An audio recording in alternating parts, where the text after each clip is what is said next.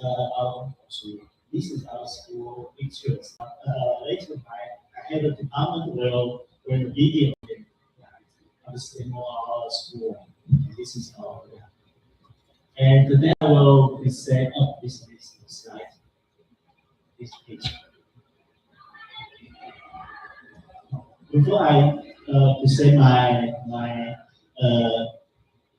academic paper, I just briefly introduce myself because the moderator Nina already introduced, but I just want to maybe some I can explain a little bit to introduce myself, which makes this page. And this is the post I provided just say mentioned before this marketing statistics. And have you ever learned statistics?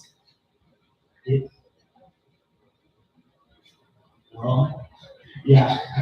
Actually, most of the students, even the Taiwanese students, most of them, they afraid of the statistics. But to me, I think statistics and economics is very important because you can explain the most of the phenomena of our society. So if you are not afraid of math, making, or you are not afraid of statistics, please try to understand this subject. It will help you a lot. Okay, please next this page. And before, just as I said, before I came, after I came to my university, I found the system. The next page. Okay, so this page is today's topic, college eco-stimulus and performance under the relationship between this two variables. Are you ready to listen this topic? This comes with the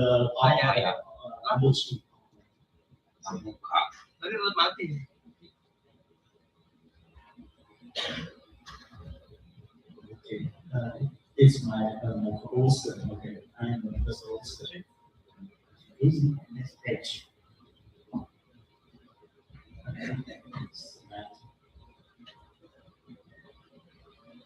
Okay.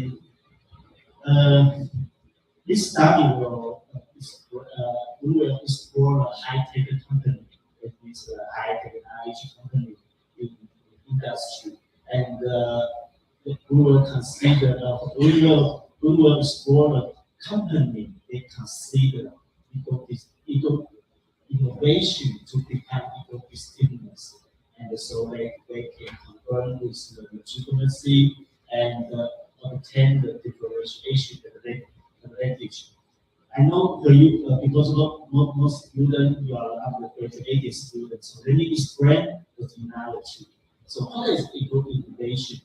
A student, you already know that eco-friendly. Sometimes we will say green innovation or environmental innovation. Then it's the company, they do something, they engage something, it's benefit, it's positive for the environment. For example, they reduce air pollution, they reduce CO2 emission, they engage in pursuit of the recycling. So when they do this, it's benefit for environment. We will say, yeah, this company they engage in the eco-innovation. Okay, so let's the scholar there is agreement for the definition. What is eco-stimulus? Stimulus just like the differentiation, are different. So eco-stimulus means okay, you do one company A they engage in the eco-innovation, company B they engage in eco-innovation. If they are doing the same thing, they are similar, they are not eco-stimulus. Although they engage in integration. Not enough. For right now, the company need focus for Skyline is on to explore its firm onto ecosystems. We are different. Although you reduce the CO2, not enough for me. We do not reduce CO2.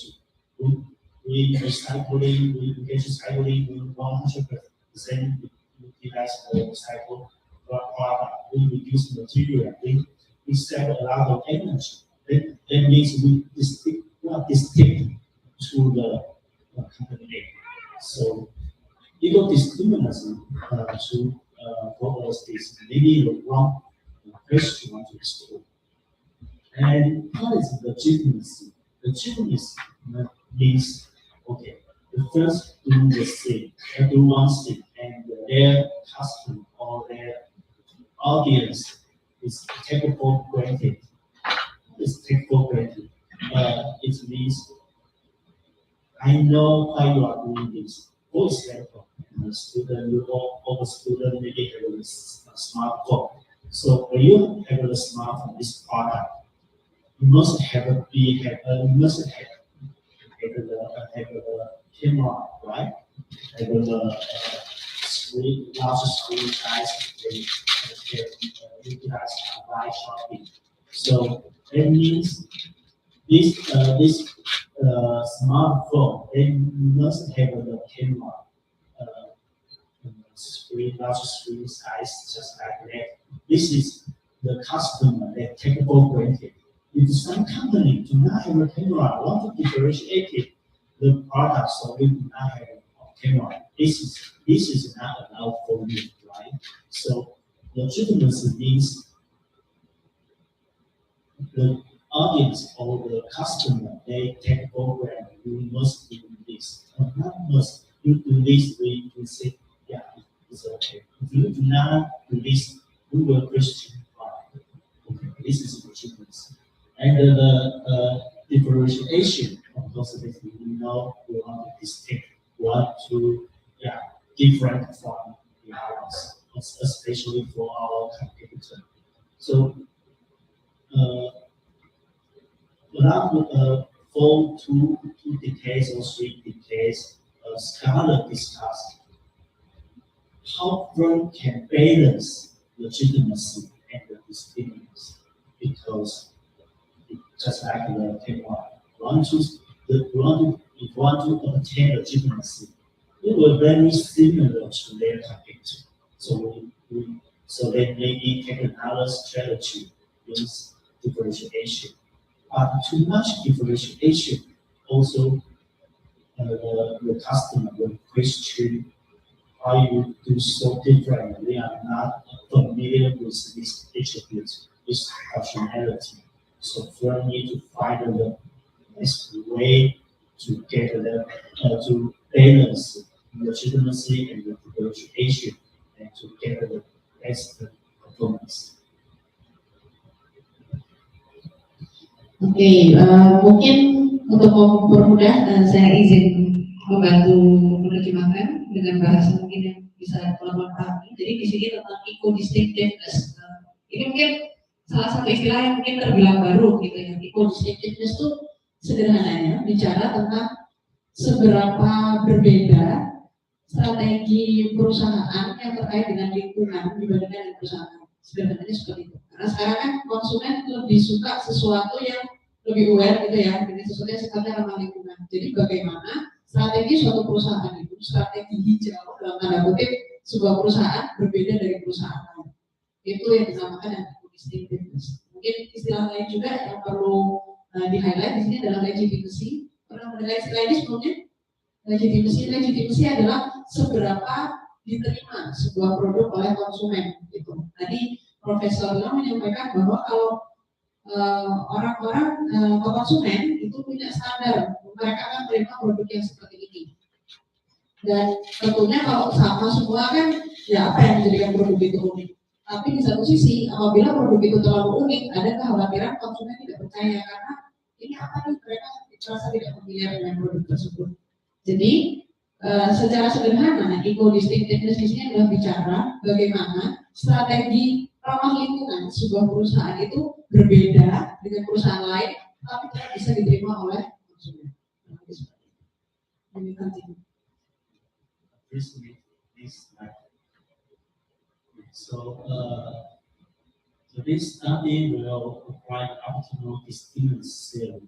It's like actually it's study for the scala because some the ones who are the optimal stimulus they explore how to balance legitimacy and the competitive differentiation.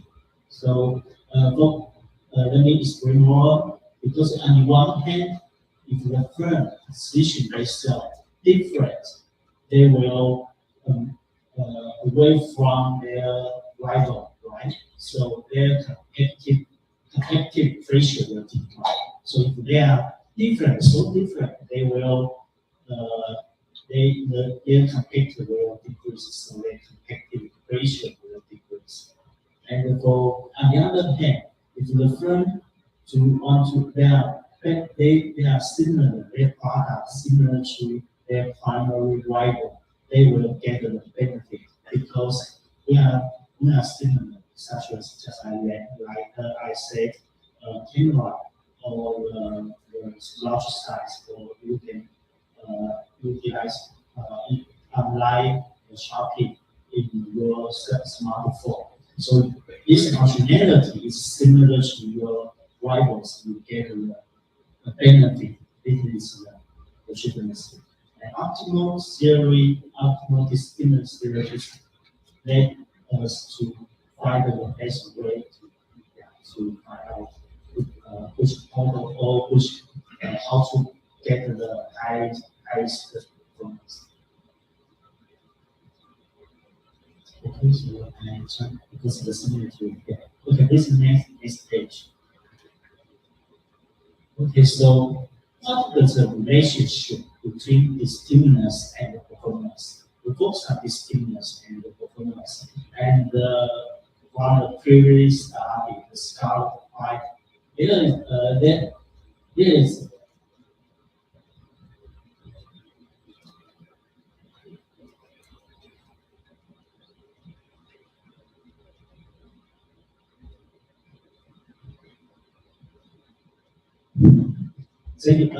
this is the relationship between the stimulus and the performance is under the different situation. Some scholar find there is inverted U-shape.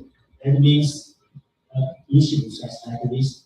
And if you increase your stimulus, your performance will increase. After a certain point, you will decrease. That means the moderate in the median of the stimulus distinct is good in the median of the stimulus. However, in the other school or in other scholar, we find if you increase the stimulus, your performance decrease at the beginning, and at a certain point, you will increase. That means the relationship between the stimulus and the performance is U-shaped. So it's so confused to us, right? Because we cannot, in the median of the stimulus, you will get the highest performance, or you will get worse performance. So how is the really in reality? Maybe it's under a different situation. So this study we will explore under which study you will get the highest performance or worst performance. So, Oke, jadi kalau untuk yang ini, pada intinya ini adalah riset yang dilakukan oleh Profesor Yao, begitu ya, mencari tahu bagaimana keterhubungan antara distinctiveness atau keunikan dengan performance atau kinerja sebuah perusahaan. Gitu. Bisa jadi kurvanya nanti bentuknya bell shape ya, kalau seperti bell, ada puncaknya, atau bahkan bisa turun. Jadi ketika di satu titik sebuah perusahaan itu strateginya terlalu unik gitu ya, terlalu berbeda, bisa jadi mereka sangat diterima. Kalau sangat diterima berarti kurvanya naik. Atau bisa jadi saking uniknya konsumen ini tidak familiar dan akhirnya mereka merasa itu sebenarnya apa? Mereka kebingungan dan akhirnya memilih untuk tidak menggunakan lagi produk dari perusahaan tersebut sehingga kurvanya akan menjadi seperti itu. Jadi ini bisa dibilang seperti pisau bermata dua ya. Keunikan ini bisa jadi kalau benar-benar baru itu sangat diminati atau bisa jadi malah ditinggalkan.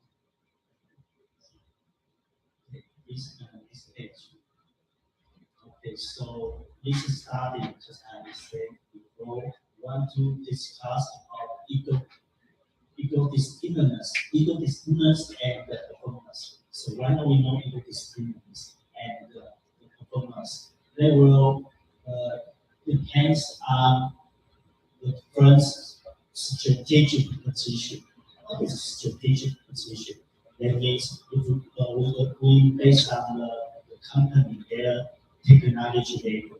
If this company, because our research context is high tech industry. So if the firm they have a very breakthrough in technology or invention, they position themselves as go-to market because their position is we are a breakthrough company. We invite the very novelty technology. So our position is to always target go-to market. The other is maybe the firm is just focused on we just want to survive. Want to go increase our performance. No. For this company, their technology level is just mediocre. They just want to survive. So their positioning in high tech industry, just like the marginal modification. That means I just improve the product and then sell to the customer. So they have different positions. We want to break through to serve the more high technology level. The others are not just survival. We want to improve the product. So just like the two different types.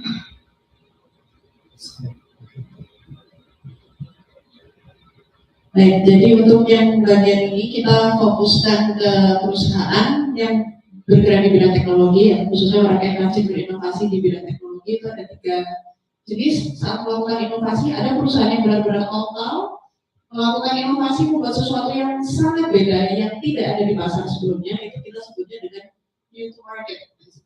Itu strategi inovasi yang benar-benar beda, belum ada sebelumnya dan mungkin pesaingnya akan sangat sedikit. Kemudian ada juga perusahaan yang mungkin mereka tahu teknologi itu sudah ada di pasaran gitu ya, tapi mereka belum pernah membuat itu. Mungkin contohnya seperti handphone begitu ya, saat ini sudah banyak handphone mungkin Android gitu ya. Sebenarnya mereknya sudah banyak, tapi masih ada merek-merek yang bermunculan karena bagi mereka itu pertama kali, tapi bagi konsumen sebenarnya ya Android itu sudah banyak. Itu maksudnya yang new to the firm. Jadi sesuatu yang baru untuk perusahaan tapi sebenarnya di pasaran sudah ada. Dan yang paling rendah tingkat inovasinya adalah marginal modification, di mana mereka itu tidak terlalu banyak melakukan inovasi, yang penting ya sudahlah kita karena orang-orang ngetrennya update dengan teknologi, ya kita ikuti saja. Jadi tingkatan inovasinya akan semakin berbeda. Jadi marginal modification yang inovasinya paling rendah, new to the firm itu yang menengah atau moderate, dan new to the market itu inovasi yang benar-benar baru, tidak hanya ke perusahaan tapi juga ke pasar. Career nuclear firm. That means they are intermediate between marginal modification and the nuclear market. That means marginal modification, the first position is just the survival. And nuclear market means want to get the most valuable customer. And the nuclear firm means the firm will explore the new knowledge for them, or this global company, but they this technology already have a similar technology in the market. That means your competitor already have maybe have a similar technology. This technology is new to the firm, this local company. Okay, so they are intermediate. Okay, let me explain the first type, the first category, multiplication, maximum multiplication category. Okay, we will address this the U-shape. In this category, equal distance and their performance is U-shape. So next page. So why they are U-shape? Let me define this category. Okay, because they are just improved their existing product. So they indeed such technology is highly undifferentiated. That means they are not their product is not distinct. They are just they are very similar. Their product very similar to where the market space. A lot of the competitors. And so the first category, the technology is closely around average product because in this category, every company that seem very simple. It's just like you want to buy one product, you don't like this, and you can find another alternative solution to satisfy your demand because they are similar to you can substitute. So in this category, so this category, this company, this company, they have a very, very strong legitimacy and a very, very strong competitive pressure because they are all similar. So if you if you significant change your product, your customer will think about how you are changing your functionality. You want to increase cost. You want to change something. I don't know how you replace your functionality. So legitimacy, just recall, legitimacy means we are taken for granted. So if you change too much, then your customer will question you how you are doing this. Of course, because there are a lot of competitors, so their competitive pressure is very high, intense.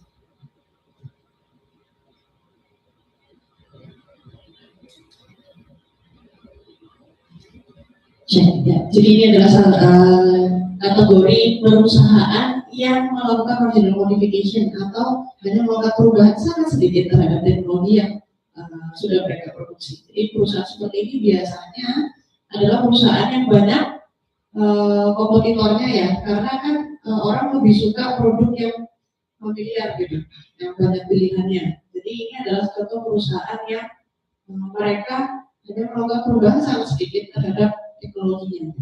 Dan ketika perubahan itu terjadi agak banyak, konsumennya mulai menanyakan kenapa sih kok diubah fiturnya, bukannya yang kemarin aja udah bagus, kenapa harus berubah-ubah lagi? Mungkin biasanya kayak gini tuh mungkin karena teman-teman pengguna gawai ya, handphone, tablet, laptop, mungkin ketika ada perubahan fitur sedikit kan akan terasa bedanya. Kenapa sih kok harus berubah? Kayaknya lebih nyaman menggunakan yang lama. Jadi ini adalah salah satu contoh perusahaan yang sudah sebenarnya terlegitimasi gitu, sehingga ketika mereka melakukan perubahan, malah konsumen itu bertanya kenapa harus berubah, dan itu akan pastinya berpengaruh terhadap produknya.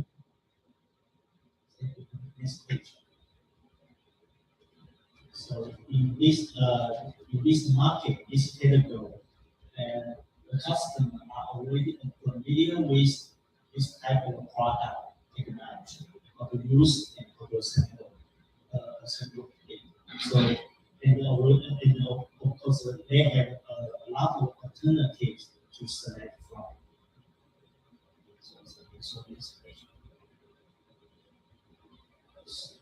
So when you calculate if the firm, if the company in such category, they position their margin of modification category, if they do equal distinctness, they deviated from average product attribute, they will lose a lot of the legitimacy because their audience, their customer, their stakeholder will question why you are doing this, why you are so different, or want to familiar with the product. So people, I'm not saying you are they do not like the firm to do eco innovation. No, eco innovation is benefit to the environment.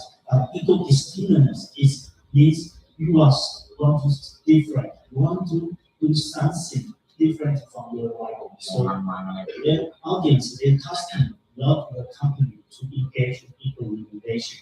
But in this category, they are not like they to do distinctness. Okay. So the next page. So for the other pressure is from competitive pressure, right? As I mentioned. So if they gradually move away from their competitive group because in the center of the group they are so intense competitive. But if you doing equal distinctness, you are moving away this group, so your competitive ratio will decrease because you are not in the same with them. So when if the firm their competition will diminish if the company doing equal distinctness and their pressure will decrease. And so yeah, just like this, so their pressure will become negligible or maybe just little pressure. In this page. Okay, so please jump to the next page. Next slide. This next slide will be the video. Yeah. Okay, we will see the red line and the green up line. Okay, up line, green up line, and the red line. Okay, just I said, the firm may always want have the two choice onto distinctness or legitimacy.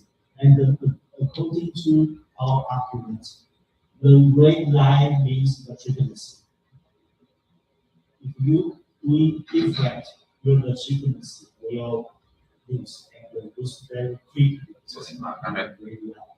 And the green line is competition. If you moving away your competitor, you will lose the competitive pressure. Your competitive pressure will decrease. But the benefit of the decreasing in legitimacy is outweighed for the competitive. That means you lose your legitimacy. It's largely large than your competitive ratio. And the red line minus the green line, you will get this ratio. Jadi ini adalah kurva ya, sebagaimana teman-teman bisa lihat di sini. Ya, jadi ketika sebuah perusahaan mereka melakukan strategi baru terkait eco distinctiveness atau strategi unik yang ramah lingkungan, lebih ramah lingkungan. Semua orang tahu memang ini harus dilaksanakan sesuatu yang sifatnya ramah lingkungan. Tapi pada kenyataannya untuk membuat strategi seperti itu tidak mudah. Dan saat perusahaan itu mungkin di awal-awal mereka melakukan inovasi, legitimasinya akan menurun gitu. Maksudnya apa? Karena orang tidak familiar dengan produk baru. Ketika ada produk baru, respon masyarakat itu beragam. Ada yang penasaran, ada yang merasa apa harus berubah? Kemarin produk yang kemarin sudah bagus gitu. Jadi tingkat keberterimaannya si konsumen itu juga akan ikut menurun ketika produk dengan inovasi ramah lingkungan itu di masa-masa pertama dikenalkan. Gitu. Nah, tapi di satu sisi kompetisinya juga menurun gitu. Kenapa? Karena kan memang inovasi ini baru, belum ada kompetitornya. Jadi tingkat kompetisinya pun juga akan menurun. Jadi di satu sisi mungkin tingkat diterimanya oleh konsumen masih belum baik ya, karena orang butuh waktu untuk bisa menerima suatu inovasi. Tapi di sisi lain kompetisinya juga akan menurun karena kan produknya benar-benar baru dan belum ada kompetitor. Dan nanti seiring waktu ketika kedua garis ini seimbang, maka disitulah mulai terlihat kinerjanya perusahaan atas inovasi tersebut.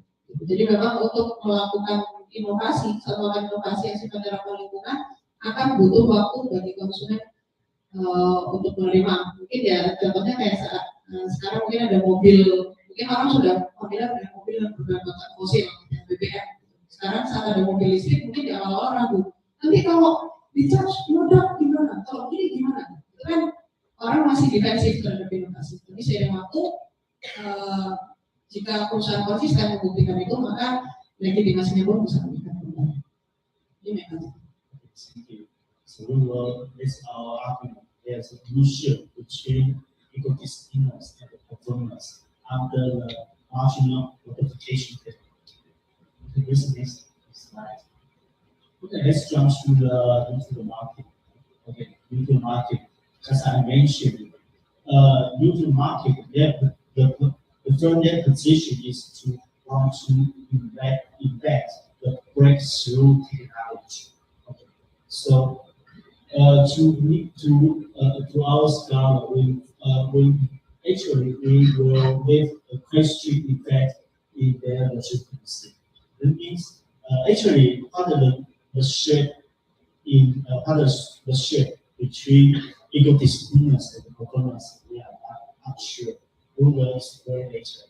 Okay, so before we want to define what is neutral market, it means the new invention that and they are very significant, different from their rival, even different from rival and different from focal form. That means that this technology is new to the firm and new to the market.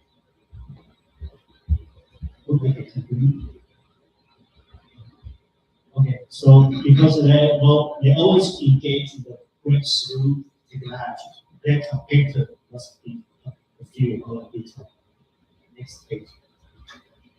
So let me explain why we have a question about the level of achievements. Because on the one hand, if such a firm is new to the market, they engage in ecodisciplines, they will remove the first position. Why? Because they always invented the so novelty technology. So for the firm, they need to learn how to use this technology, right? Of course, for their customer, for their supplier, and their for example, their customer, because their customer utilize this new technology into their product. So they should know how to use it. If any problem or any situation to fix. So this is for the technology. But if such the firm at the same time doing ecodisciplines, that will let their customer very information overloaded picture, because at one time they need to learn how to utilize this breakthrough invention into their products. They also need to learn how to know, okay, this ecodisciplines is there any trouble with our product.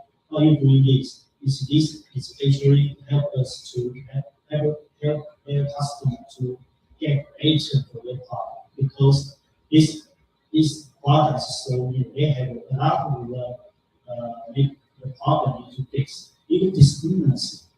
It means they will at the same time fix the technology problem or and the ecodiscriminacy problem. So they will prove their position. And on the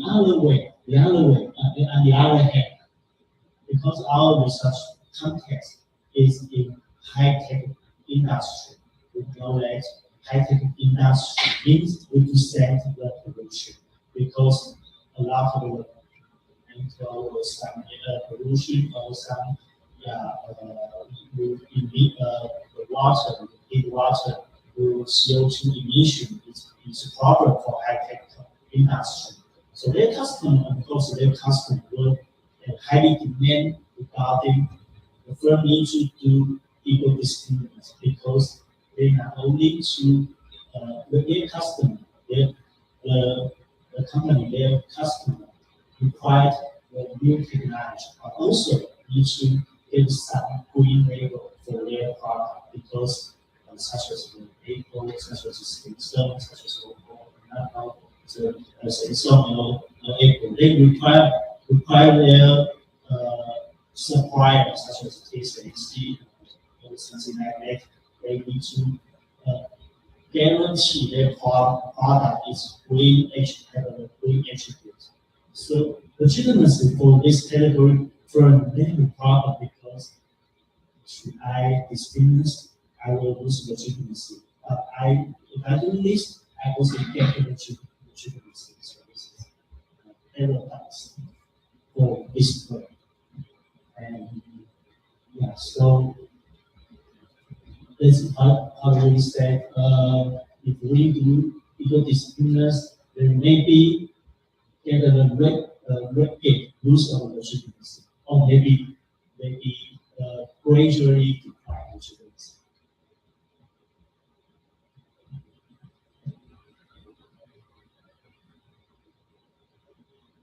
Jadi ini ada beberapa poin penting ya terkait bagaimana sebenarnya posisi produk gitu ya, sebuah produk ketika posisi sebuah perusahaan ketika mereka melakukan sebuah inovasi yang ramah lingkungan gitu. Di satu sisi customers ya, mungkin kalau bisa dari poin 5 gitu. Customers itu sangat aware dengan lingkungan saat ini. Jadi mereka punya tuntutan lebih gitu ya, tuntutan lebih bahwa perusahaan itu perlu melakukan strategi yang baru untuk produk mereka yang lebih ramah lingkungan. Tetapi di satu sisi mengadopsi strategi ramah lingkungan yang benar-benar unik mungkin akan mengaburkan sebenarnya mereka ini hasilnya produksi apa sih gitu ya. Jadi ini akan menjadi sangat challenging atau sangat menantang untuk firms atau untuk perusahaan saat mereka berusaha untuk mengadopsi strategi yang sifatnya ekodistinktif gitu. Jadi, apalagi untuk perusahaan yang new to market, mereka yang memproduksi sesuatu yang benar-benar baru untuk pasar. Gitu. Ketika mereka harus berinovasi, bisa jadi masyarakat sangat menerima, bisa jadi masyarakat sangat tidak menerima. Mungkin kalau yang ambil contoh kembali lagi ya ke electric vehicle atau ini, mungkin saya ambil contoh contohnya Wuling ya.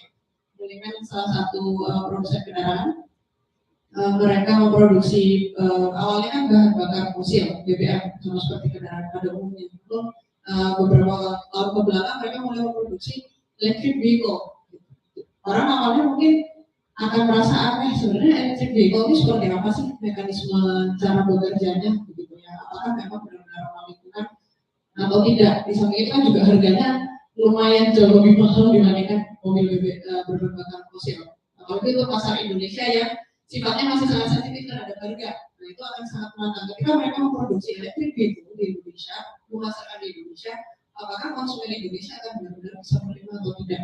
Tapi mungkin kalau di sini terlihat semakin banyak orang yang menggunakan electric vehicle. Berarti sebenarnya tingkat keberterimaannya cukup baik. Dan tantangan lain yang mungkin muncul adalah karena penggunaan electric vehicle itu berarti membutuhkan nikel ya untuk baterainya, dan itu salah satu isu juga yang sedang dihadapi produsen electric vehicle di mana proses penambangan nikel ini sangat berpotensi untuk merusak lingkungan. Jadi challenge itu akan selalu ada.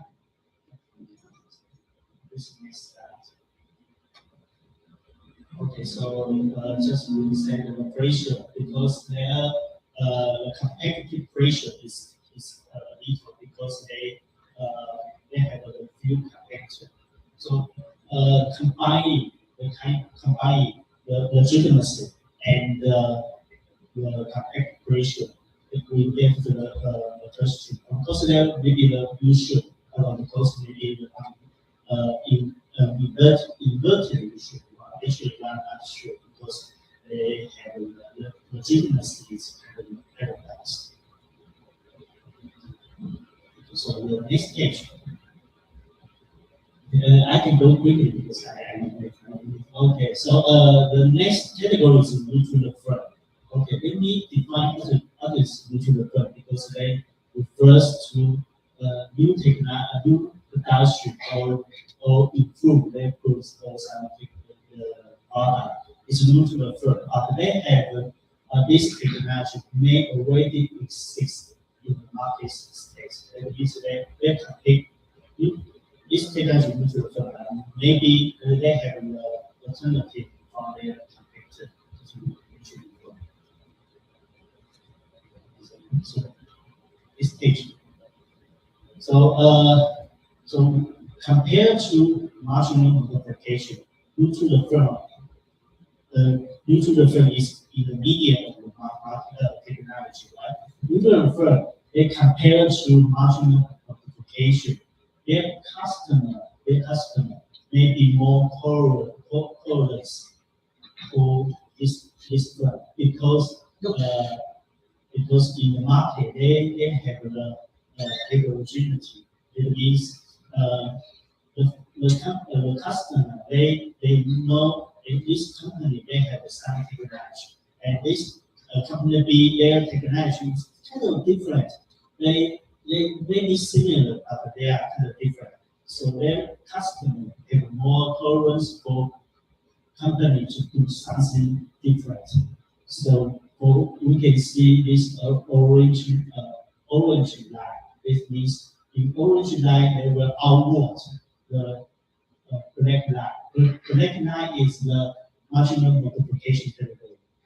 For the neutral firm, they become the original line because the audience, their customers are more tolerant for it, so they will outward. So the next page. So because they are more, that means this because they are outward, so they are more flat.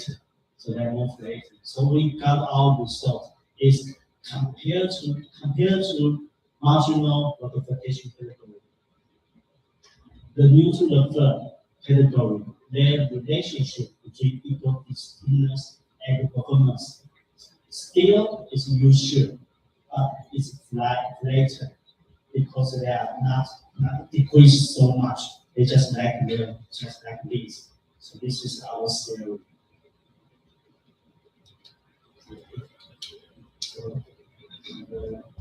So this is our whole theory. So let's recall. We call it for the marginal multiplication, the U-shape, limited U-shape. For the neutral firm, they are flatter as the U-shape.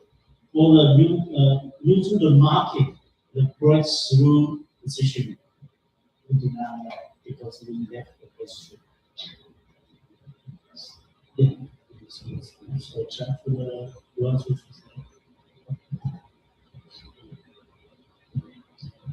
Jadi secara sederhana gitu ya, tadi teman-teman sudah mengenal ada 3 jenis perusahaan gitu ya. Ada perusahaan yang melakukan marginal modification, jadi melakukan modifikasi sedikit saja terhadap teknologinya gitu ya, menjadi lebih ramah lingkungan. Tingkat legitimasinya atau tingkat keberterimaan konsumennya itu biasanya profilnya bentuk yang memungkinkan saja, dimana ketika orang sudah familiar dengan produk itu berinovasi malah orang-orang jadi kok gini ya gitu, karena mereka sudah sangat familiar kan. Kemudian ada yang sifatnya new to firm, jadi untuk perusahaan yang mungkin teknologi ini sudah ada, gitu ya, sudah ada di pasaran, tetapi belum pernah dilakukan oleh perusahaan tersebut. Gitu. Biasanya dia akan kurvanya U-shape tapi sedikit lebih landai. Gitu. Sementara untuk perusahaan yang new to market, berarti perusahaan yang benar-benar baru, perusahaan yang baru memproduksi sesuatu yang baru, itu bisa jadi dua-duanya, bisa jadi dia akan sangat mungkin tajam, di mana sangat tidak diterima oleh konsumen, bisa jadi dia malah naik tajam gitu ya. Mungkin tadi contohnya seperti yang electric vehicle, atau juga mungkin salah satu yang paling terkenal brand electric vehicle ada Tesla ya, dia sebenarnya perusahaannya udah lama, cuman jadi semakin dikenal karena saat muncul belakangan langsung mengeluarkan electric vehicle dan salah satu yang pelopor di bidangnya. Kalau di Indonesia mungkin belum banyak yang menggunakannya, tapi kalau di negara asalnya mungkin sudah lebih banyak. Jadi bisa disimpulkan kalau terkait inovasi, gitu ya, inovasi teknologi itu kalau bisa perusahaan jangan nanggung. Kalau mau inovasi sekalian, karena semakin mereka berinovasi berarti kompetitornya akan semakin sedikit. Memang risikonya lebih tinggi, tapi ya siapa tahu konsumen akan membeli. Jadi lebih baik tidak berinovasi sama sekali gitu ya, atau kalau mau berinovasi ya sudah sekalian yang bagus supaya nanti saat diterima oleh konsumen tingkat keberterimaan konsumen itu juga tinggi, yang imbal baliknya tentu akan meningkatkan profit perusahaan.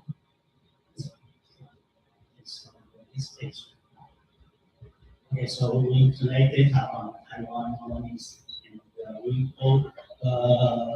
we have a total of 400 industry companies. This is the next slide. And the time span from 2013 to 2023. Next page. So maybe jump to the next page. Just make this slide. Next.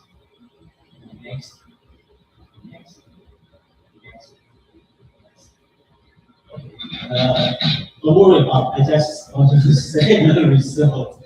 Okay, please, next slide. So please back to the slide. Okay, the result. This page and the next page. Yes, and the next. Okay, we find actually we confirm our hypothesis. The U-shape, flat U-shape, and the significant. That means for the due to the marginal modification, they are U-shape. For the due to the firm, they are flat U-shape. And for the due to the market, they are non-significant. That means we are not sure the result. It's okay. Okay, so this is your next slide.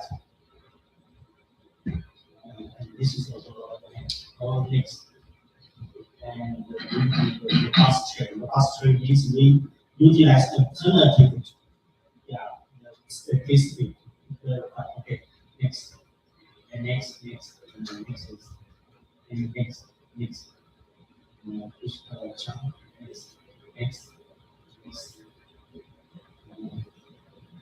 Okay, conclusion. Okay, so now let me conclude our results. We find the user, that means their customer, familiar with product attributes. So different is not good for this category. So this page. And for the new to the market, as we said, we leave the question. There may be equal distinctness obtain legitimacy, but also lose their legitimacy. So next page. And for the new to the firm, that means okay, there's flatten is a flatten issue. This means their audience, their customer are more tolerant for the firm because they can do some different, but not too much. Okay, so this is our finding in this page. Okay. Thank you for your attention. See you.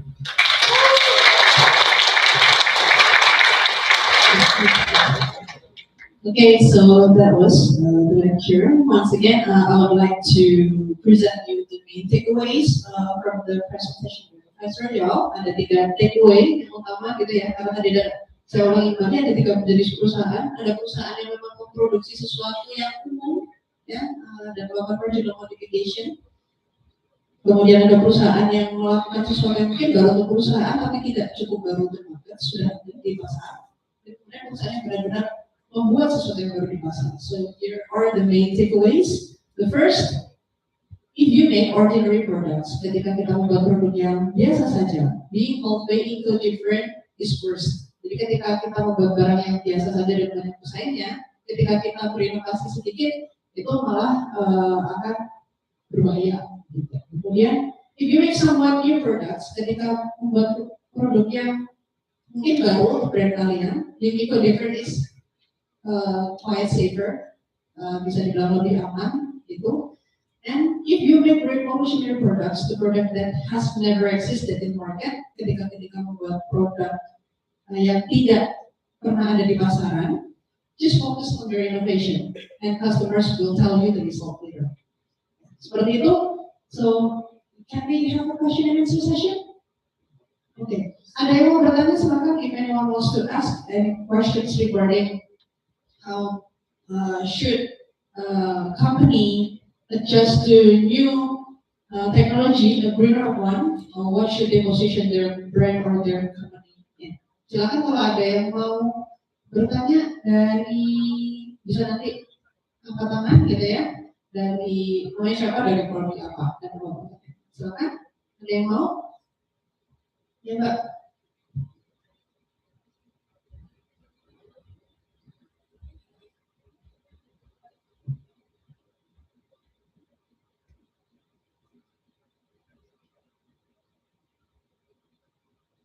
Okay, my name is Diaz. I am a student from Applied Studies of Bachelor's Program in Marketing Management.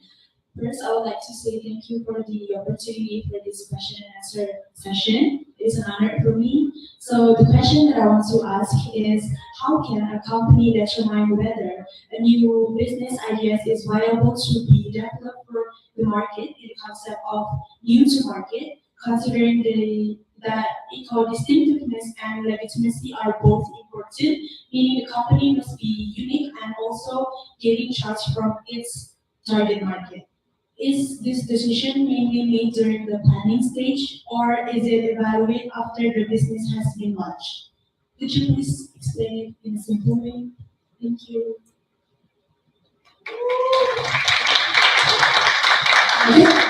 So you mean how to position yourself? Okay. Saya coba ulangi ya Pak ya. I would like to clarify. So your question is, how can in a simple way, how can the company balance both innovation and the uniqueness and the legitimacy, and how should they measure their strategy? Is it in planning or it can be evaluated? Okay. So for this research, of course, we find a different situation and a different result. So for the company, the first is they want to know which technical reposition, right? So we according to their technology level, because if they are actually according to their patent, we need to according to their patent describe to find if their patent is used in the market is a breakthrough. Yeah, we will regard this company. They always to their target. Their target is the most valuable customer, for example, Apple or something like that. We according to their patent. So the firm how to they position themselves, they will according to their in high tech technology. They according to their patent, they will they of course they will evaluate other their competitor, and we not easy to evaluate other their technology between the focal phone and the competitor. But we can, according to the technology of the decade, so the pattern may be to categorize the other their group they belongs to. So if they know which category they belongs to, they maybe have ability to our finding to see, okay, we can do more with all issue not. Is it responsible, reasonable, or do you have a follow-up question? No? Yeah. Okay, thank you very much. Maybe any more question? You may raise your hand, mention your name. Yeah.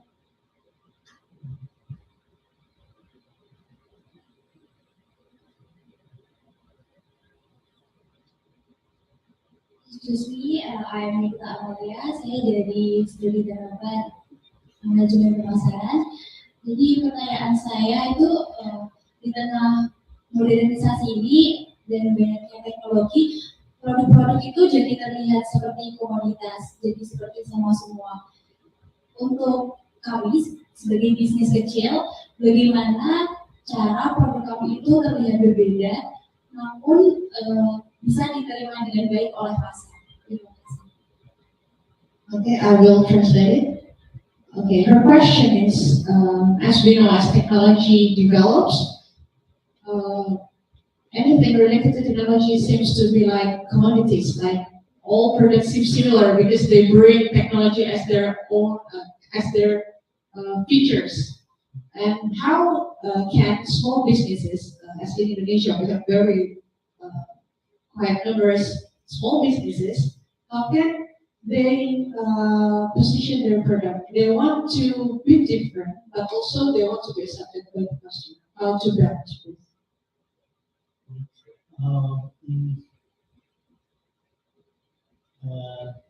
Actually, this is a good question because even in Taiwan, most of the company in 98% was SME, small and medium enterprise. Yeah,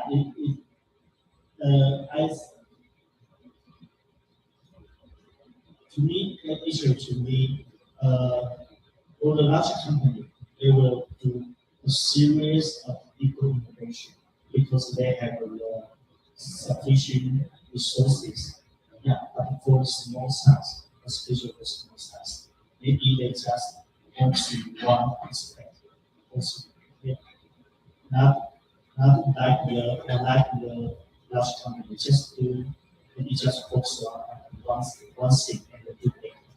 Instead, maybe we just focus on something, and because from the learning effect and the reputation, they accumulate their reputation on this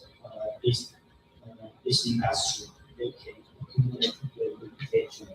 If they do not different eco innovation to become different, to me, eco disciplines just help the firm to build reputation. But if you want to obtain competitive advantage, still need to focus on their core competence, their core technology. So small firm maybe just focus on aspect. Oke, saya izin terjemahkan. Jadi untuk eco distinctiveness atau sesuatu yang sifatnya inovatif dalam sisi lingkungan, mungkin perusahaan besar akan bisa melakukan karena memang dari sumber yang besar. Sementara untuk perusahaan yang sifatnya masih kecil atau masih bertumbuh, sebaiknya fokus pada core competence. Maksudnya intinya produk apa yang mereka jual fokus dulu ke sana sebelum berinovasi. Karena yang perlu dibangun pertama adalah reputasinya dulu. Jadi kalau untuk perusahaan yang masih kecil atau bisnis yang masih kecil, sebenarnya fokus pada produk utamanya. Lalu setelah itu ketika kepercayaan itu bisa didapat, mungkin akan bisa berinovasi. Perusahaan yang besar sebenarnya awalnya juga dari sana. Mereka untuk menjadi besar kan juga butuh waktu. Jadi di awal sebaiknya fokus pada produk utamanya, meningkatkan kualitas dari produk utamanya, dan seiring waktu setelah reputasi itu terbangun, sumber dayanya sudah semakin banyak, baru bisa mungkin mulai berinovasi yang lebih lanjut. Saya terima. Okay, thank you. Any more question? Silakan. Yes.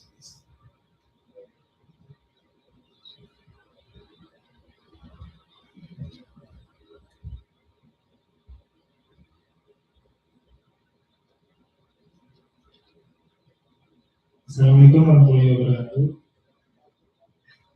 Perkenalkan, nama saya Muhammad Sadam Nursulani dari Prodi Akuntansi.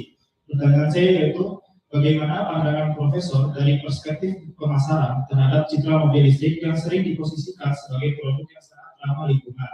Sementara dalam praktiknya masih terdapat dampak lingkungan yang signifikan dari sisi produksi dan limbah baterai, seperti pertambangan lithium, nikel, dan juga kopar. Apakah hal ini berpotensi menimbulkan isu greenwashing dalam strategi pemasaran? Okay, let me translate the question. He asked about your opinion regarding the new innovation of electric vehicle. As we know, it's one of the most popular innovation here in Indonesia, the electric vehicle. It's claimed as more eco-friendly rather than the fossil fuel ones. But on the other side, there's also another impact imposed by the process of mining the nickel and other mining composites. And what do you think? Will there be any greenwashing strategy in marketing regarding that? Yeah, you need the greenwashing topic, right? Regarding the greenwashing. In the previously, the customer, later the B2B customer or consumer, is referring to equal innovation. We will think this is good. Actually, in 3-5 years, a lot of the style will find either the government will find the greenwashing, and we will to evaluate how they have done. When these when eco discriminants is maybe we evaluate by the narrative. This means we will, according to that description, ESG report. But recently, we will really to check. They really come this, and to see, okay, you say you CO2, you reduce CO2 emission, but you are not, you just manipulate the description. Actually, the numbers can be significant different. So the greenwashing for a lot of, for especially for non-profit, they will to wash them, and when you are doing greenwashing, they will to declare in public, and it is sometimes and get the negative result. That means maybe at the whole part, because you are not doing this, but you like to. So please do not buy this product. So for I know a lot of countries in Taiwan really to evaluate this, to check things should are very nice. So to me, I have encouraged to do that. Oke, jadi saya bisa terjemahkan ya. Kalau greenwashing itu memang ada, kita tahu beberapa perusahaan itu sudah melakukan itu ya. Online mungkin mereka tidak mengeluarkan emisi sebanyak itu, padahal kenyataannya tidak. Gitu. Makanya di sini sebenarnya perannya bukan kalau perusahaan menjaga lingkungan gitu. Perannya tidak ada perusahaan di sini. Tapi Profesor menyebutkan ada peran dari pemerintah dan juga mungkin non-profit ya, gerakan-gerakan dari masyarakat untuk jadi watchdog-nya, artinya seperti itu, untuk melihat, mengawasi apakah perusahaan ini memang benar-benar melakukan apa yang mereka klaim. Gitu. Jadi tidak hanya semata ya perusahaan bisa bikin narasi, pasti kan gimana caranya supaya perusahaan terlihat bagus. Tapi di situ juga ada tugas pihak lain, ada dari pemerintah dan peran dari masyarakat untuk mengawasi, karena ketika perusahaan itu, apalagi hari ini di mana informasi itu sangat cepat bisa menyebar, ketika perusahaan itu terbukti melakukan greenwashing, ketika orang akhirnya tahu bahwa mereka tidak melakukan apa yang sebenarnya mereka sampaikan, mereka akan diboikot. Sekarang gerakan boikot itu sudah cukup masif, jadi perusahaan juga perlu hati-hati kalau mau melakukan strategi greenwashing, karena konsumen hari ini sudah semakin teredukasi dan power dari konsumen itu juga sangat besar. Is there any more question for Professor Lo? Masih ada waktunya mungkin atau sudah habis untuk Q&A? Masih ada waktunya? Sudah habis? Okay. I think it's already the end of question and answer session. Once again, give applause for Professor Lee for the very insightful research so that we can know more about how to make eco-innovation and to take it into consideration concerning in which category our firm falls in. Okay. Thank you very much. Thank you.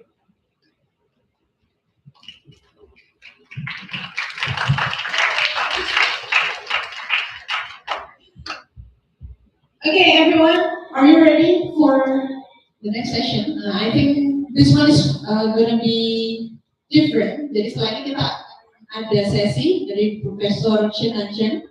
Beliau adalah Ketua Departemen Administrasi Bisnis di College of Management National Papua University. Beliau akan menceritakan bagaimana pembelajaran di National Papua University. Seperti itu. Jadi nanti teman-teman bisa, kalau penasaran gitu ya, gimana sih belajar di Taiwan, gitu ya, bagaimana budaya, bagaimana kehidupan di sana, terutama di College of Management National Papua University. Silakan nanti bisa. Okay, without any further ado, I would like to invite Professor Chen to come over. Please give a round of applause. Okay. Oke, pointernya sudah bisa.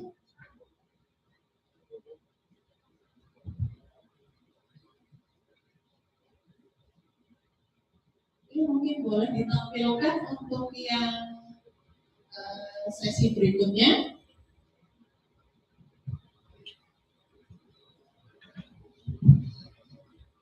Okay, so here we already have Professor Chen. Welcome to Universitas Negeri Malang.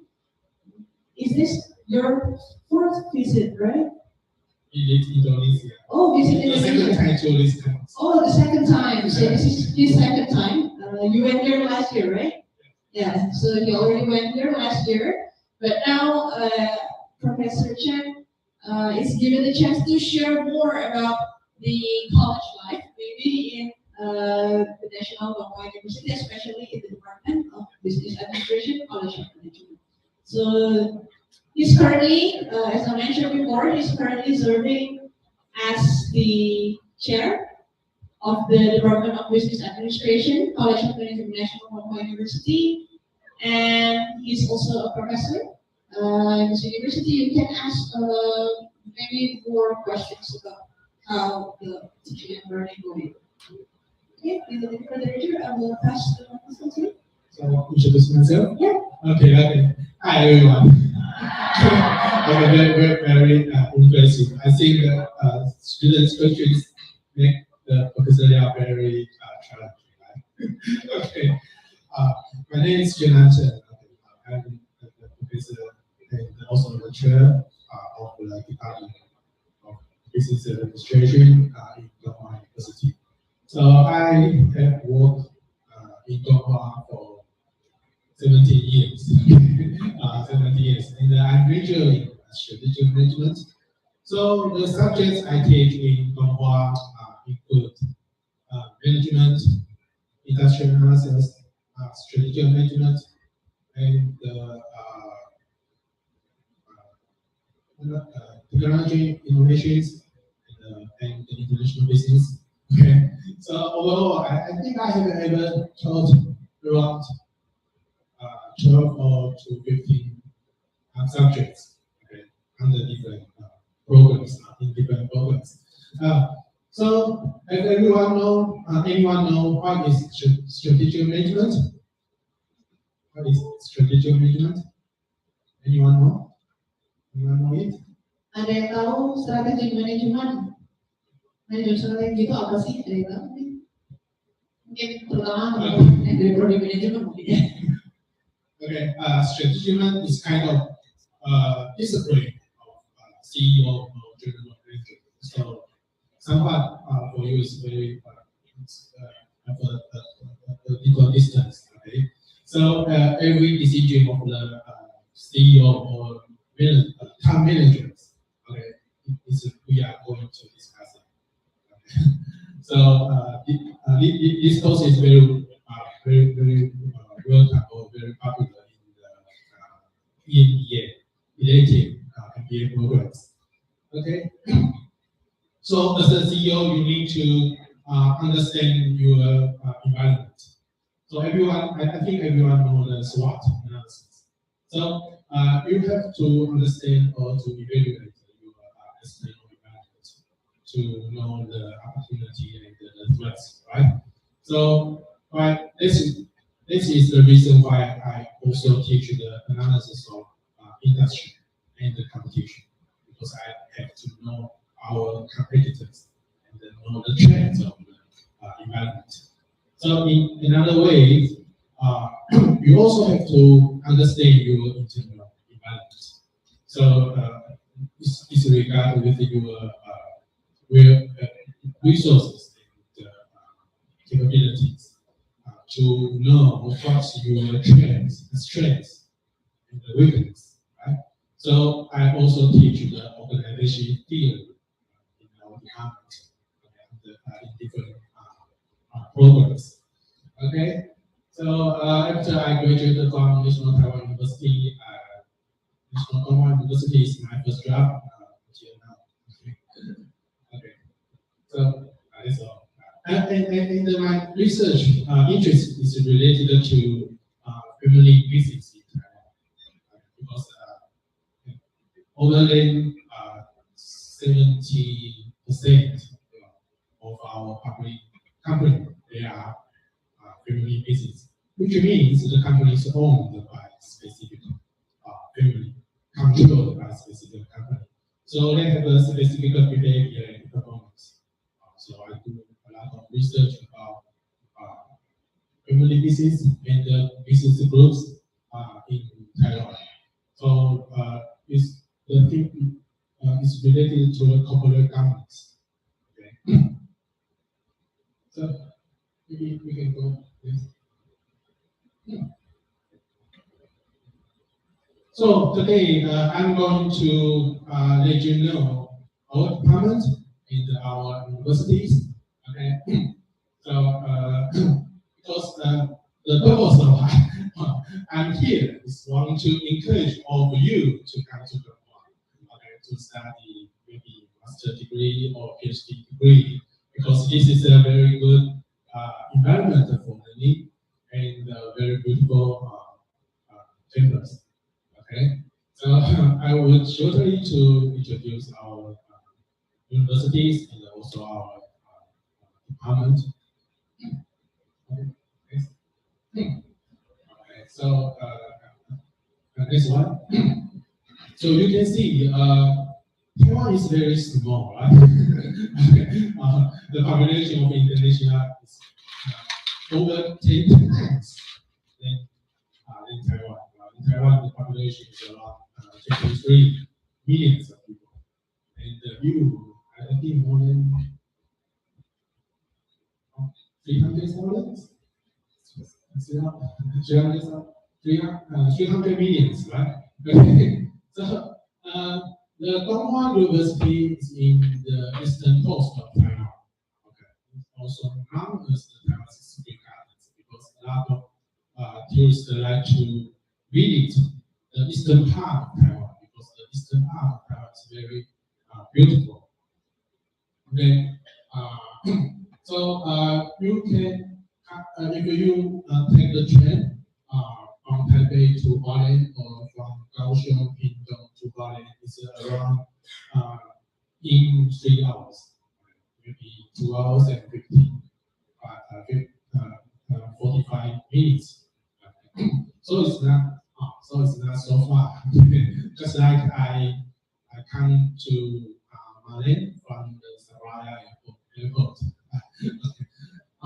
So in Taiwan, we have a central mountain to cross all the Taiwan. So it's very difficult if you want to from the western side to eastern side. You need to cross a high mountain, more than 3,000 meters. So people, if they want to go to Holland, they will take trains from Taipei or from Kaohsiung. So next. And in the eastern side, we nearby the central mountains.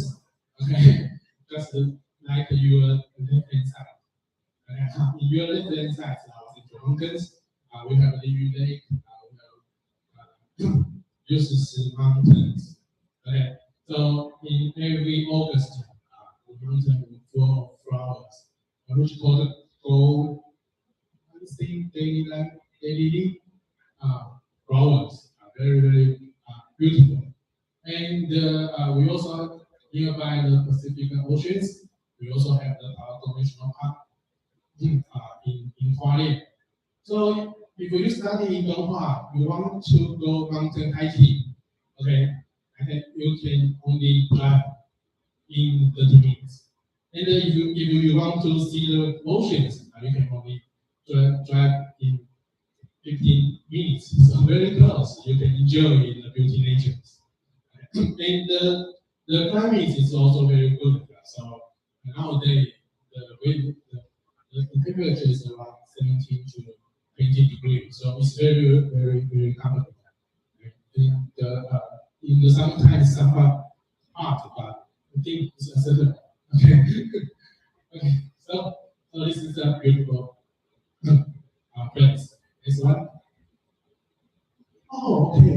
We forgot to play the video, right? So going to the campus, we can look at the video.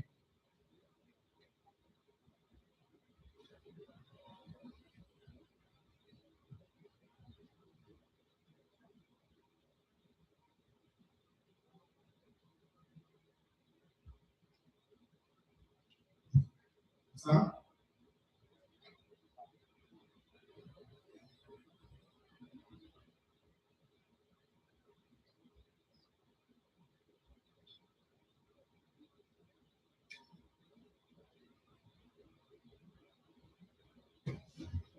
Isn't tired of the picture so far. Are you certain this is right? Do you want to reconsider?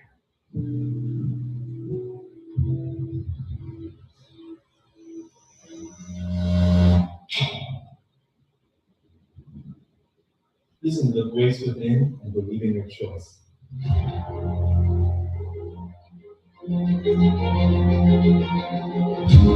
However many options, I can still find the answer. Many decisions require courage, just like diving.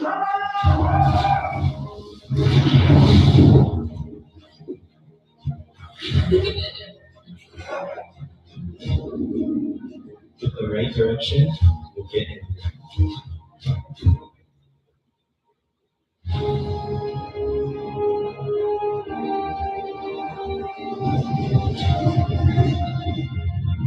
With limited choices, there will be infinite possibilities.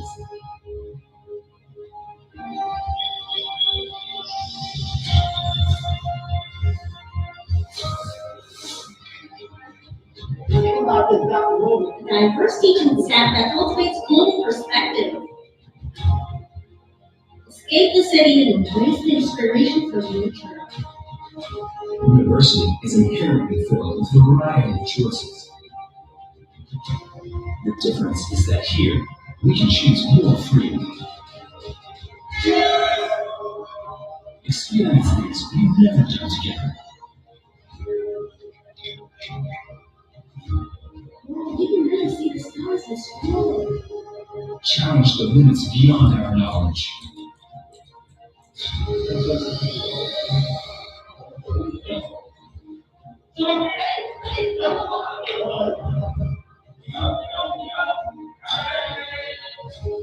Perhaps it is not where that matters, but it is finding the choices you truly desire.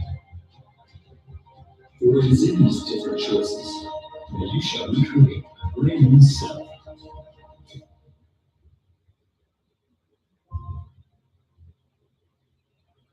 Believe in yourself and make the right choices.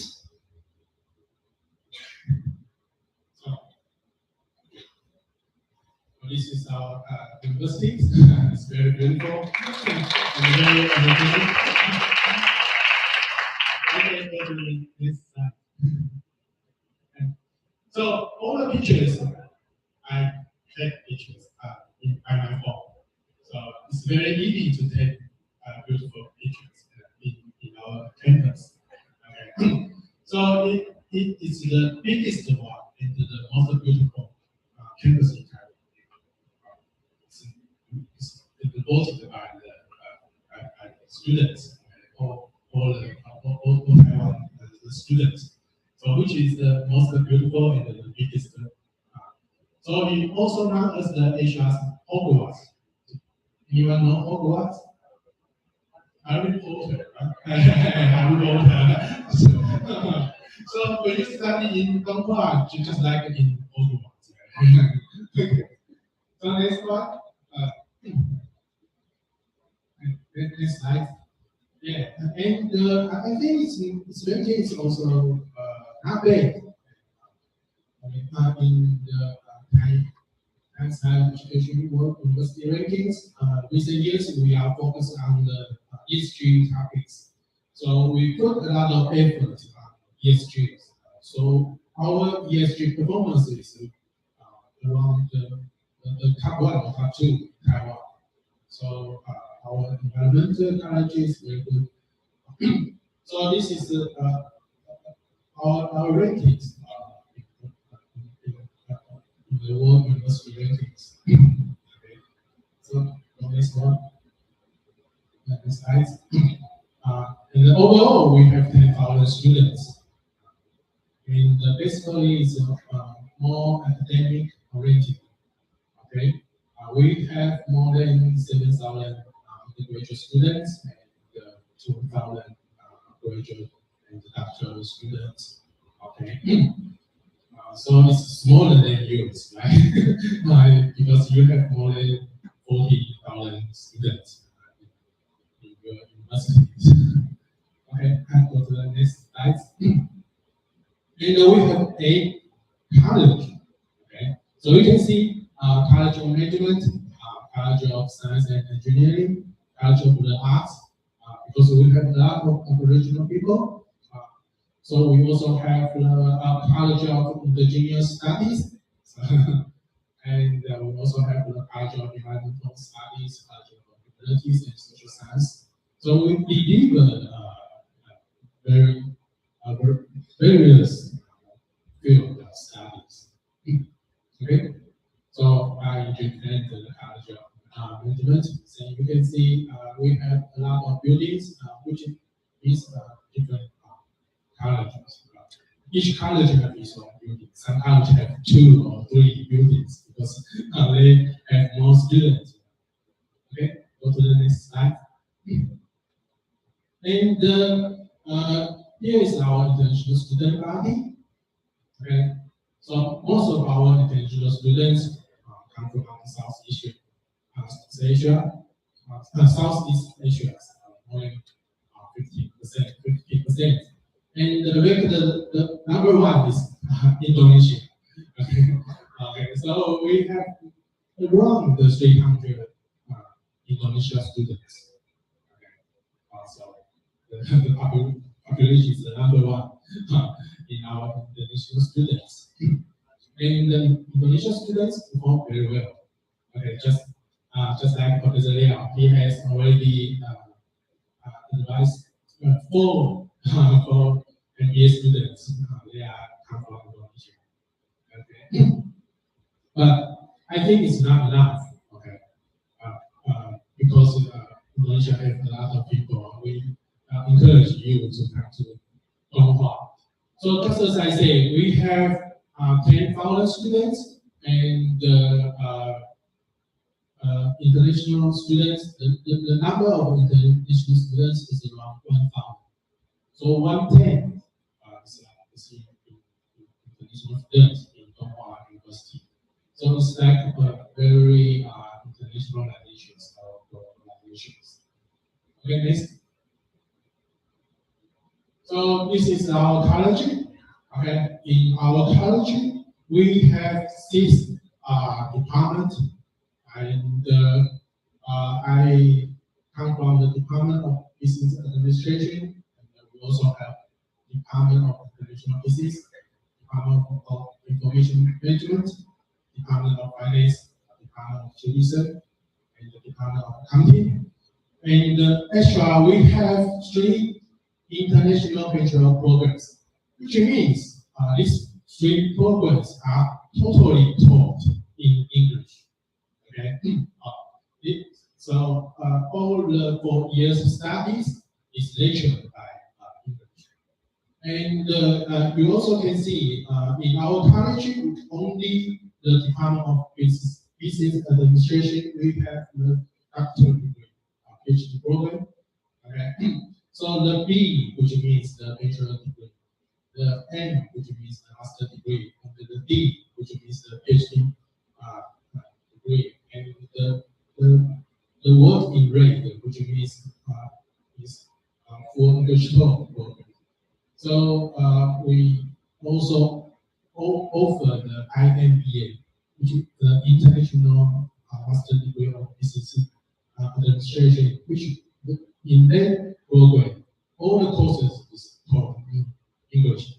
And by far, our PhD degree, our PhD program also for English taught, for English taught. Okay, next slide. So, okay. Okay, so this is our department. Okay, last year we celebrated 30 years annually. So we celebrated 30 years birthday last year because our department just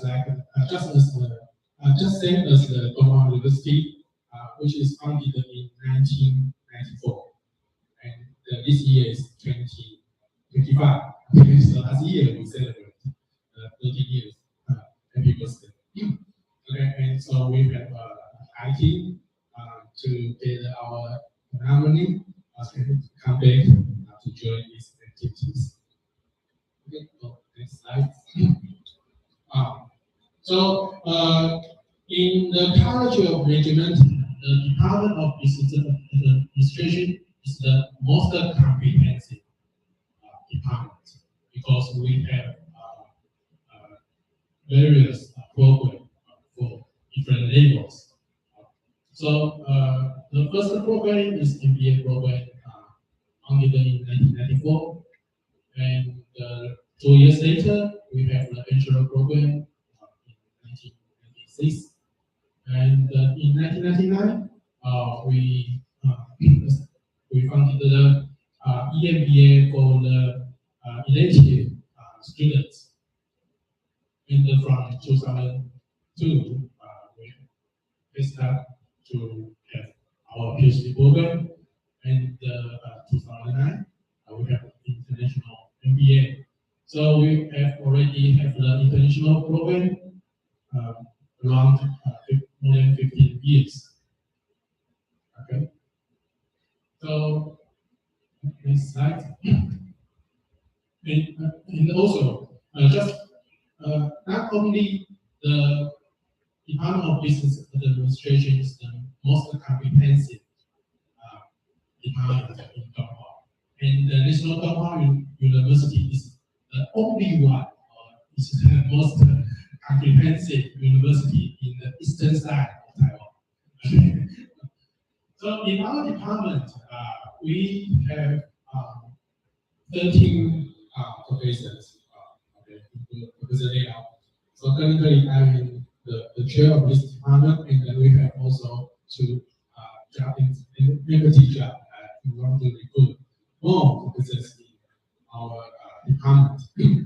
And all the professors we grouped in, we divided into 3 groups, okay, according to their appetites. Okay, the first one is strategy and human resource management. Okay. Okay, the first one. So we have 5 of 6 professors in the strategy and the resource management. And we also have 5 professors in marketing. Okay, their specialties in different fields. Okay, include the marketing management, the advertisement, and the consumer behavior, and branding management, the digital management, all of them. They focus on different areas. And the most special is we focus more on okay, compared to other MBA or BA department. We concentrate more on the management science and the logistics, which means you have to use the mathematics to solve the political problems. Okay, so in this field, we very emphasize the mathematical skills. Okay. This slide. So we just like a big family. Okay, I like this picture very much because I think not every department can show good photos like us. Okay. So all these photos have all our professors and our assistants in our department. So next. Okay, so in our bachelor degrees, totally just is 4 years studies. In these 4 years, you need to finish 128 credits. And the futures of the Taiwan University, we have the professional elective programs. So in your year 1, you need to finish the foundation program. In the year 2 and year 2 and 3, you need to finish the core program of business administration. And from the year 3 and the year 4, you can choose one of the professional elective programs. Then you can get your graduations. So this design is make the students more special. This, I'll go to the next. And this is our MBA program. So just like the business administrations, the course is designed by the function of the enterprise or the function of the company. So the required course mostly include the human resource management, marketing, operation, and financial information management. So just like all other MBA program. So it's kind of teaching very intensive because you have to know or to understand different functions of companies. Okay, so I'll go to the next slide. And here is our PhD programs. Okay, so in our PhD programs, we divided our research tracks into 3 specialties. The first one is marketing management, and the second one is strategic management and human resource management. And the third one is operations management for management science. Okay, so it's regarding with our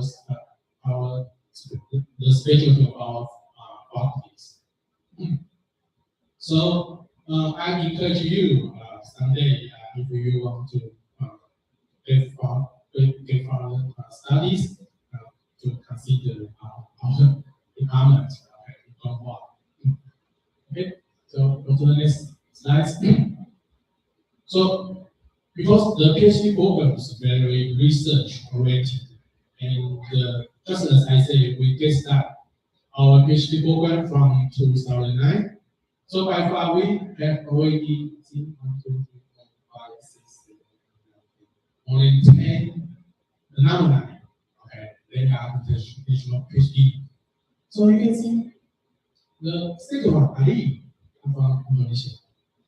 And the third one, Junada, also come from Indonesia. And they pay to their home country, pay to Indonesia to teach in the university. And the best one is the Andrea. Okay? The Andrea graduated in 2021. Nowadays, he is the lecturer of University of Western Australia. Okay, so their academic performance is very well. So you can see we also have some students come from other countries, including Malawi or Vietnam, okay, and Thailand. So I think they perform very well. So this is our learning environment in our department. So people can enjoy the classroom, the lecture rooms, and the some materials. Okay. Okay, this one. And this is our because we try to connect the theory and the practice. So in several courses, we use the simulation software. So every student has the opportunity to run a business, such as a coffee shop, such as high-tech companies, such as clothing retailing companies. Okay, so you can make decision on the computer. Then you can find the results in this week or this 5 minutes. So we use this system to let students to understand the logic of the company. Okay. So here is our international students, and we are highly encourage the international students to make friends or to interact with the local students. So in our department, we have the language launch. So in that activity, you can speak English and to practice your English or practice your Chinese in that activity. So every semester we hold at least eight times of the language launch, just like the language corner. And we also have a program of the language party. So every international students in our department, if you join this program, we try to make your study partners with our local students. So you can make friends with our local students, and you can do the cultural exchange or the language exchange to make your Chinese or English improved. Okay. So next. Oh, okay. So this is the tuition. So I don't know. Is more expensive or more cheap than yours? More expensive or more cheap than yours? More expensive. Is it highly expensive or almost the same? Because I heard about our international students in Taiwan, the tuition is cheaper than yours. Really? It's cheaper? Okay. So I think it's very attractive for you, right? Okay. So if you consider to study master degree, maybe you can think about it. Okay. And yes, this is an exchange rate. Okay, so there's the cost per semester. Okay, so go to the next one. And for the master degree and the PhD program, next slide, we also offer a lot of scholarship. Okay. Around the 1/3 students they can get the scholarship if your GPA is not so bad. Okay. So I think we are very supportive of international students to study in Taiwan. And every international student is eligible. You can also have a part-time job in Taiwan. Okay, 20 hours per week. So this is the official wage. Okay, 1 hour is 191 NT dollars. NT dollars. So you can you can times, okay, 500. It's Indonesian rupees. I think it's very interesting. So next slide. So in our school we have the prayer room. Next slide. We have a lot of sports facilities. Can you see?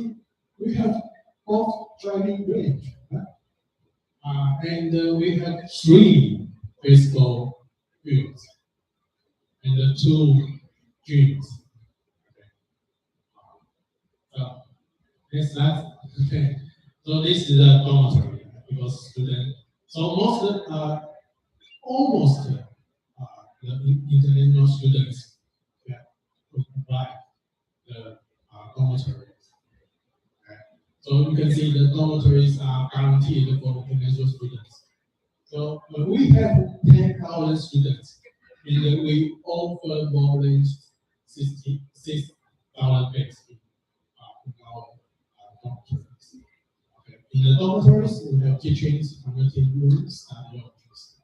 Okay. We also have travel bus between the campus to the downtown. Okay, go to the next slide. So this is the picture of the dormitory. Next slide. Okay. So we have 3 family marts in our campus, and more than 6 restaurants in our campus. Okay, next slide. So welcome to Taiwan University, especially the Department of Business and Administrations. So these are our staff and our students. Okay. Go to the next slide. Thank you.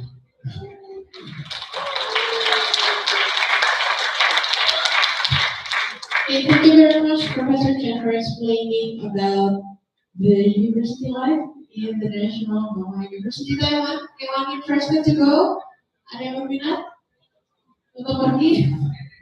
Okay, anyone wants to ask question to Professor Chen in regards to this topic? Silakan, ada yang mau bertanya? Tidak bertanya? Dari teman-teman yang lain?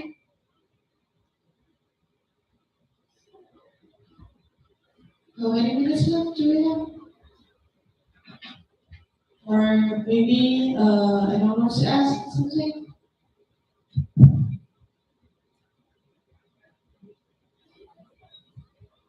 Okay, so I'm waiting for the others to ask questions. I would like to, maybe some already have this question in mind, but I would like to ask, is there any possibilities for the students to go for like a short summer course or any other program? I think our school may offer several exchange opportunities for this semester because we already have an MOU, right? So maybe every semester we can offer 3 students to do the exchange programs. Actually, every semester we have exchange students come from different countries. Or last semester I hosted 3 students come from Japan, and also 3 students come from Germany. And next semester, also 3 students come from Korea. Okay. Oh, no, India. Okay. So I have never seen the exchange students come from Indonesia. Yeah. Perhaps in the next years, right? Okay, shall they stay for the whole semester, or they can put up like a very short, like 1 or 2 weeks course?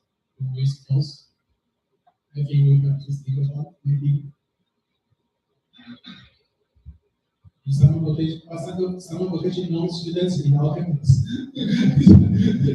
Yeah, maybe nothing we can discuss. Okay, so there's an opportunity for the students. Maybe if you want to have like credit, is it credit transferable? Is the credit can be transferred if they like exchange for 1 semester? Can the credits not be Okay. transferred? It depends on which one to acknowledge the credits. So if we have such a, for example, we have some double degree with other university, we have to do the course making to acknowledge which credit can be transferred to each other. So we have to match Yes, subjects yes, yes. first, then But that is for the double degrees, oh, for different university. But if your students come to Donghua and you can acknowledge the credit, I think it's fine. Yeah, it's fine. Because you can acknowledge by yourself. Oke. Jadi teman-teman di National Bangka University biasanya menerima sekitar 3 mahasiswa internasional untuk exchange selama 1 semester. Nanti subjeknya juga menyesuaikan, dan kalau mungkin kan bisa credit transfer. Maksudnya apa? Maksudnya ketika kalian menempuh 1 semester di sana, itu setara dengan pembelajaran 1 semester yang ada di sini. Skema itu sangat mungkin, dan kalau mungkin misalnya nggak 1 semester, kalau mungkin short courses like 2 weeks atau mungkin 1 bulan gitu ya. Nanti itu coba kita diskusikan. Siapa tahu next year you're the one who will be going. Okay, ada yang mau nanya? Any more questions? Ada? Just if you have questions, just welcome. Yeah.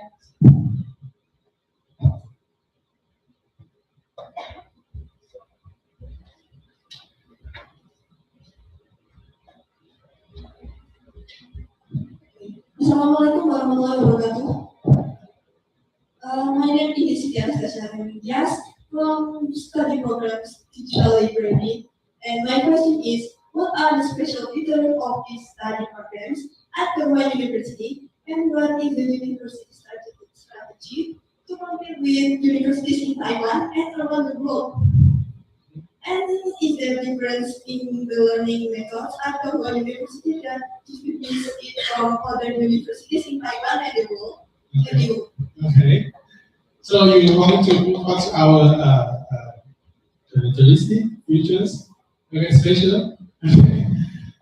Just as I say, in traditional business administrations, not focus so more on the regional size. Okay, they focus more on the traditional five functionality with the companies. Yes, our enterprise. But in our department, we have a group of professors. They are focused on the regional science. So you need to have a very good, or you are interested in the mathematics. Okay. In that field, the graduated students have the benefit to gain the higher pay, because in that field, most of the students, they go to the logistic companies, and they know the supply chain management, and also some students, they can go to work for the high-tech companies. Okay, so that is totally different from our department of business administration in Taiwan. Yes. Okay.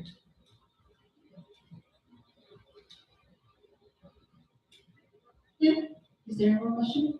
Maybe from the other students? Ada? No? How many minutes do we have left? Kurang berapa lama waktunya? Yes?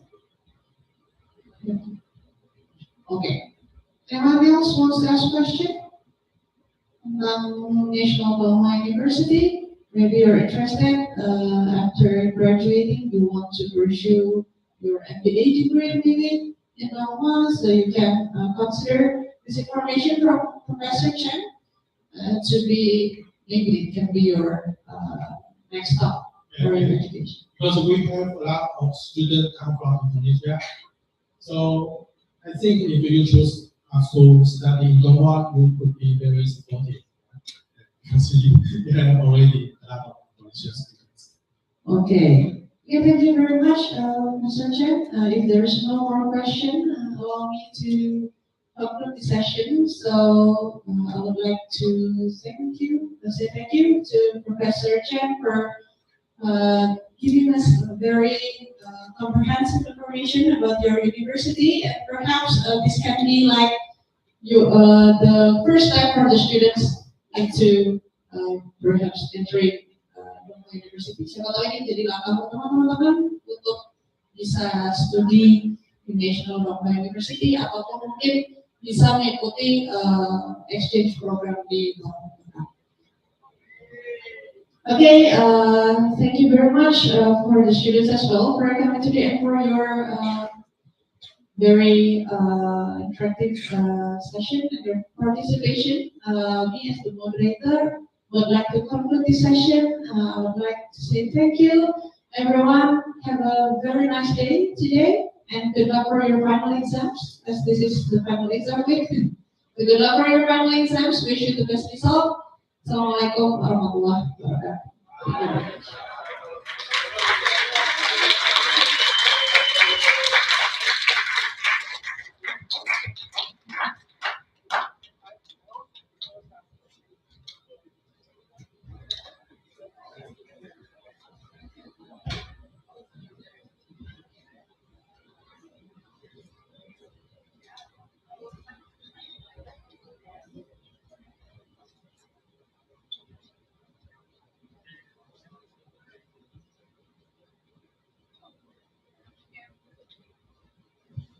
Okay, everyone, so if you need more information about National Dongma University here, Professor Chen just gave me the leaflets and containing all the information. If you need one, you may contact me so that I can give this information to you. And I would like to pass this microphone back to the MC.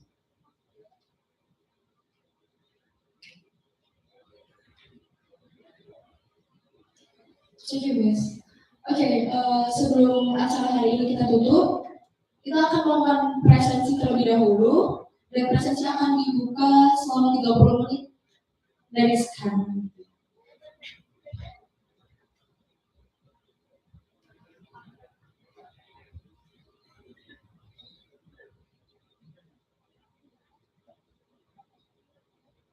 Oke, jangan lupa mengisi presensinya menggunakan akun email UN masing-masing ya.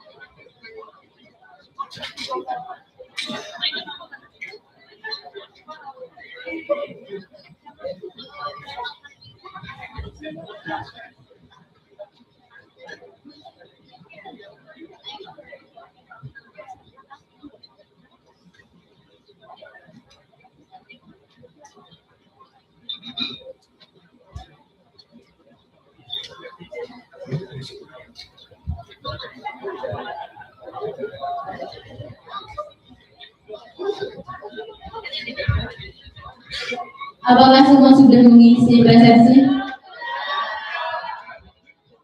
Belum? 3, 2, 1. Ayo segera mengisi terus meninggalkan ruangan. Benar. Okay guys, thank you for attending participation today. Semoga ilmu yang kita dapatkan hari ini bisa bermanfaat bagi diri kita serta nusa dan bangsa. Terima kasih and have a nice day guys. Okay. Yang sudah selesai absen bisa meninggalkan ya. Tidak usah difotokan ke temannya untuk dipesan.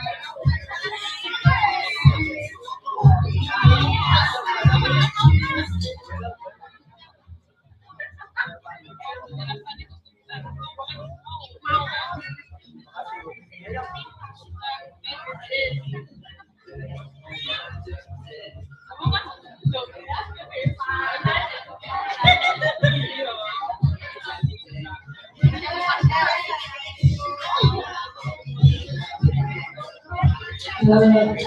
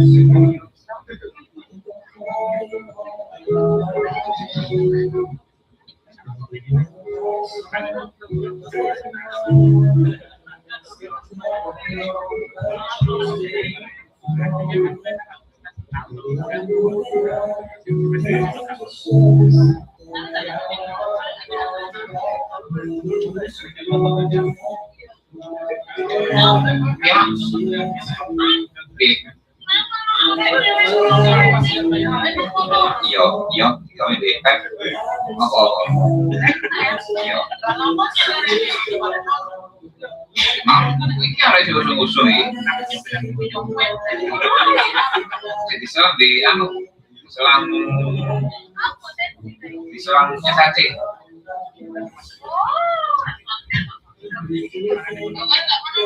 Ya ya. Yang mau tak kalau nanti jadi saya pinjam dia 19 tapi nanti bayar lagi.